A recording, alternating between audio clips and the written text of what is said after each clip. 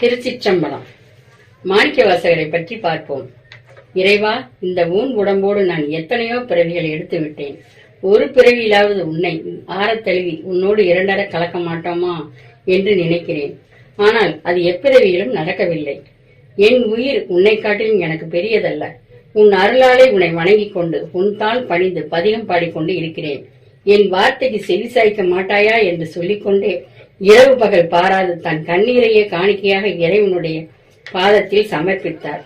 மாணிக்கவாசகர் சொல்லிய ஒவ்வொரு வார்த்தைகளும் ஆழமாகவும் அர்த்தங்கள் நிறைந்த பதிகமாக இருந்ததால், திருவாசகமாக இருப்பதாலும் இறைவன் அன்றே தீர்மானித்தான். உலகம் உள்ளவரை உன் பெயர் நிலைத்து நிற்க வேண்டும் என்று நினைத்து திருவாசகம் என்ற பெயரில் மக்கள் மனதில் பதிவு செய்தார். திருச்சிற்றம்பலம் என்று தன்னையும் வெளிக்கொண்டு வந்தார். இந்த இடத்தில்தான் ஒரு பக்தனுக்கும் இறைவனுக்கும் உள்ள ஆழமான அன்பு வெளிப்படுகிறது. எந்த நேரமும் என்னையே நினைத்து உருகிக் கொண்டிருக்கும் பக்தா, உன்னை போல் இனி ஒருவனும் இந்த உலகில் பிறக்க மாட்டான் என்று தன்னோடு இரண்டர கலக்கச் செய்து தன்னை அருகிலே வைத்துக் கொண்டார் இறைவன்.